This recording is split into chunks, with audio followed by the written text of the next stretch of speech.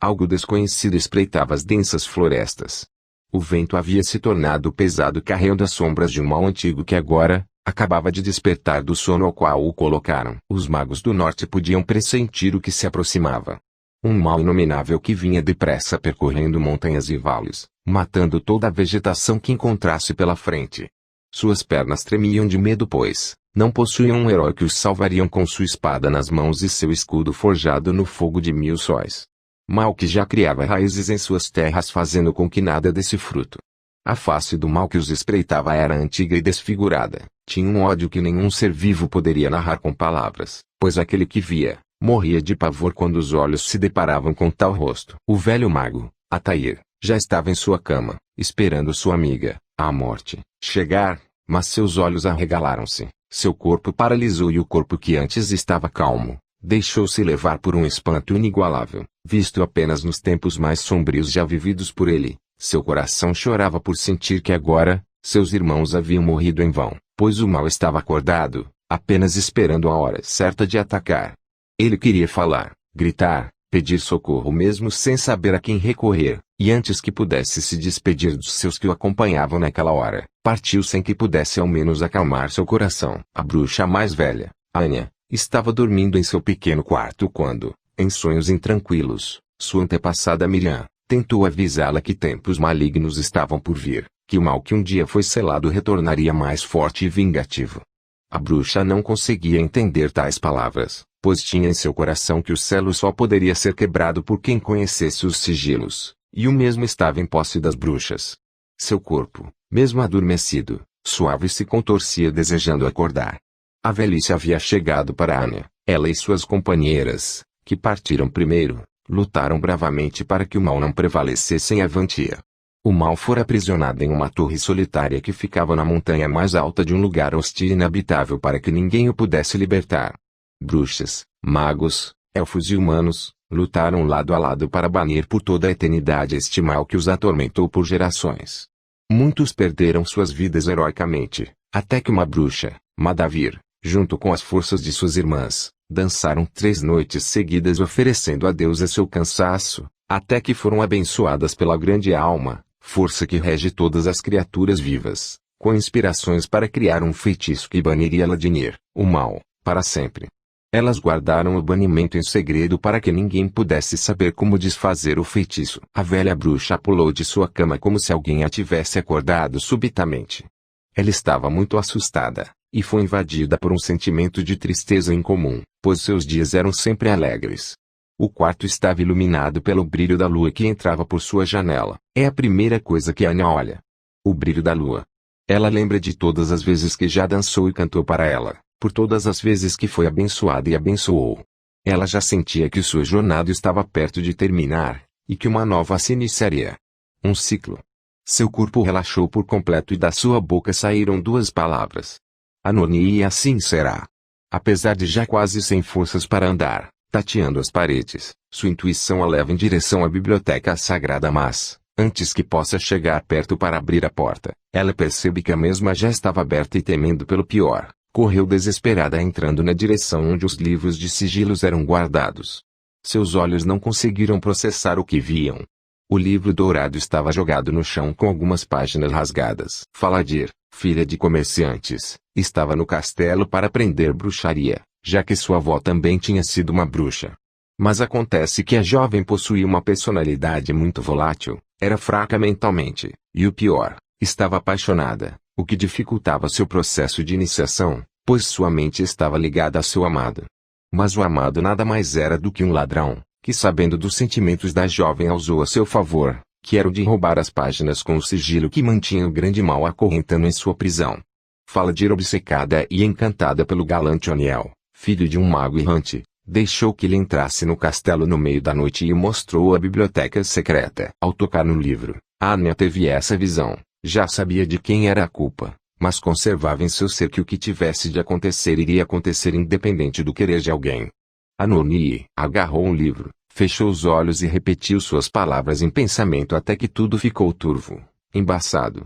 As batidas de seu coração estavam erradas, aceleraram e depois ficaram devagar. Ela sentiu seu sangue parando de ser bombeado.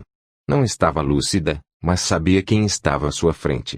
Seu último suspiro foi dado. Bruxas ancestrais a vieram buscar e ela, sem hesitar, deixou-se levar pelas mãos daquelas que eram sua guia. Suas irmãs a encontraram já sem vida. Nenhum adeus foi dado. Elas pegaram seu corpo e o levaram de volta para sua cama.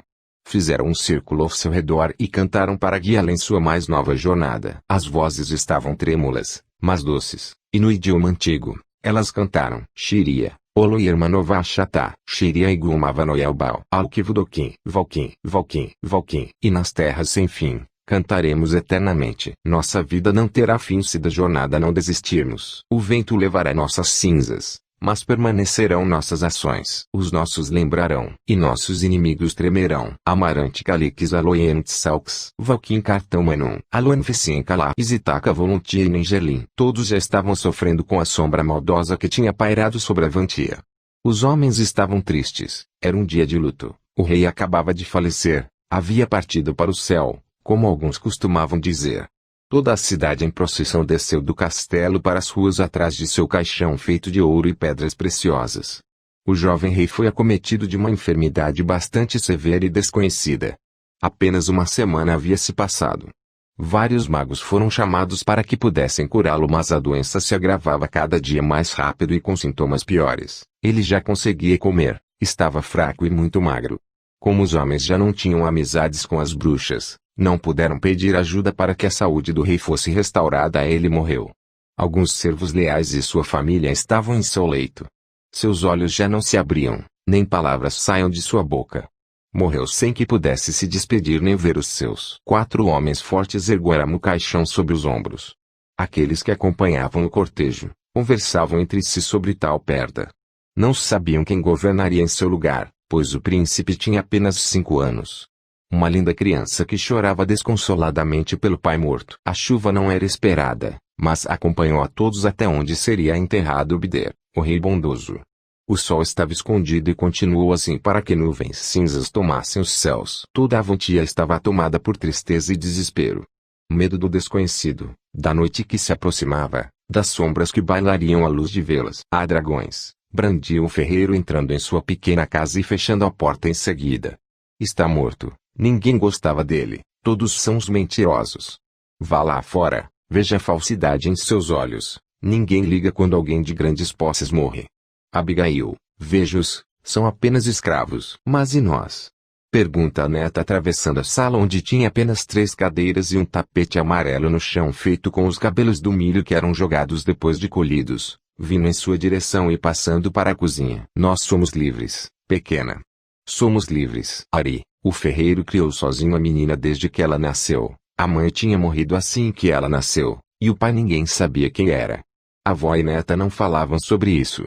Apesar da idade, ele sempre foi um homem à frente de seu tempo. Ensinou Abigail a ser livre. Ela corria pelos campos como um menino, até que pensavam que ela realmente era um menino, mas quando a mesma cresceu e adquiriu a fisionomia de mulher, todos os vizinhos ficaram surpresos. A menina era grande, tinha pele queimada de sol, e seus cabelos castanhos encaracolados mais pareciam a ferrugem que seu avô retirava das espadas dos soldados. Estavam sempre soltos indo na direção dos ventos fortes do entardecer. Mas se somos livres, porque estamos ainda aqui? Há tantas coisas para se ver nestas terras, outras terras. Não. Ari aumentou o tom e ao perceber que a garota tinha percebido sua mudança, tentou disfarçar dizendo que era perigoso para 2 simples humanos. A conversa foi interrompida e Ari agradeceu aos céus por isso. Alguém batia a porta e Abigail prontamente foi ver quem era. Já estou cansando de andar e fingir tristeza, disse Eivor, amigo de infância. Um magrelo loiro, mas de uma fidelidade incontestável. Suas orelhas eram grandes e ele podia ouvir conversas a distâncias, mesmo que fossem ditas em forma de sussurro. Eu os ouvi, sabia que estavam em casa. Vocês sabem que se os soldados os pegarem em casa sem participar do funeral podem prendê-los. E você ainda vem bater a minha casa? Perguntou Ari dando-lhe uma palmada em sua cabeça. Bem, mas ninguém me viu. Tudo bem, Eivor. Eles estão ocupados demais. Abigail deu olhada de reprovação para seu avô. De bondoso todos sabem que ele não tinha nada. Pagávamos altos impostos. Quase perdemos nossa casa porque não tínhamos como pagá-lo. Estou feliz. Ainda bem que ele morreu. Estranho, foi tão rápido.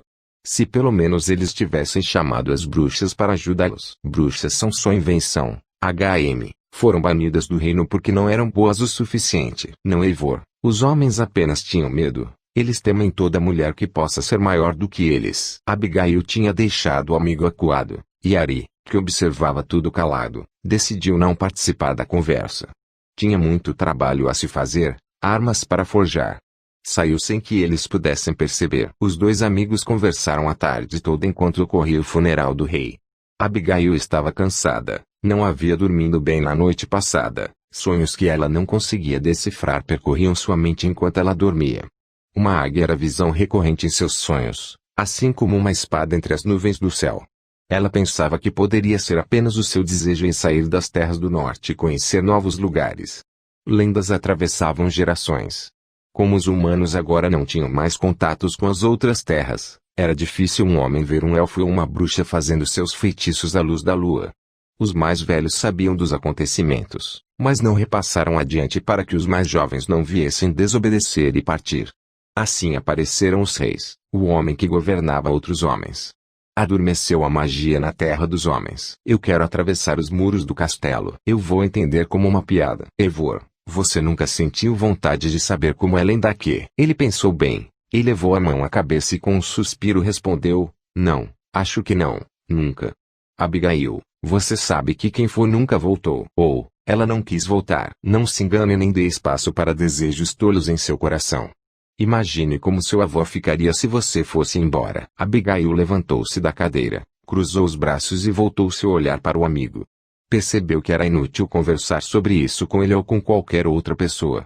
Não sou ninguém mesmo, pensou, apenas a neta de um ferreiro, morreria antes mesmo de ver qualquer coisa. Você está certo, são só devaneios, pensamentos que me perpassam, nada de importante. Já estava anoitecendo. O sol tomado pelas nuvens pesadas havia se escondido entre as montanhas Inier, que significava desconhecido, pois além delas ninguém sabia o que se havia. Tudo estava quieto, silencioso, apenas o vento fazia com que as flores do jardim central balançassem.